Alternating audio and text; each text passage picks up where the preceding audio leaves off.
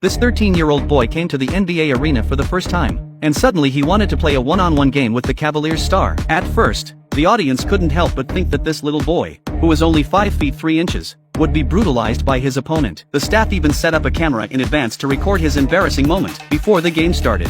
The host even told the star not to embarrass the kid by letting him shoot twice. The star then asked the boy if he was ready, and Kevin said he had to tie his shoes first. Tracy threw the ball to Kevin and put his hand on his forehead to provoke him. But the next moment, Kevin stepped over Tracy and scored. Although Tracy was careless and Kevin scored a goal, Tracy still did not care about it. He was sure that the boy in front of him was just lucky, and said to his face, "You can't get past me with that kind of dribbling." Then Kevin suddenly made a crossover step, levitated back and scored directly in front of Tracy. Now Tracy's face was completely embarrassed. He angrily ripped off his jacket, ready to let the kid in front of him to see what is the NBA level of defense. Kevin decided not to hold back his strength. He kept dribbling and mobilized Tracy. Then the next second he threw the ball and hit the boards. Kevin flew up in the air and dunked the ball directly into the air.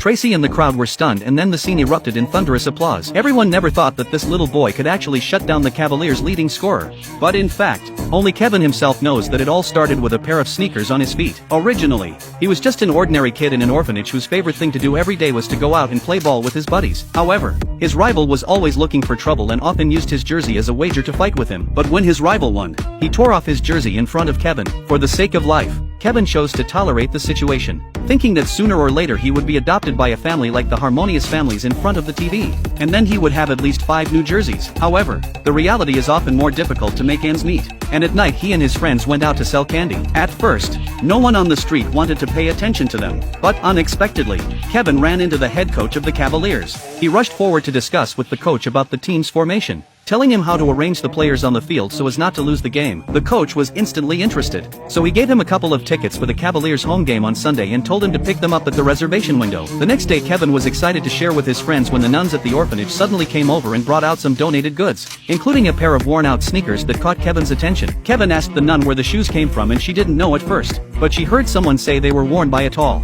bald basketball player when he was a kid. Kevin was a little excited and began to look for something special about the shoes, but to his surprise, he found Jordan's initials. When his rival heard about it, he immediately ran over to grab it, but when he got it, he threw it to a pole in disgust. Kevin was devastated, so he had a bold idea.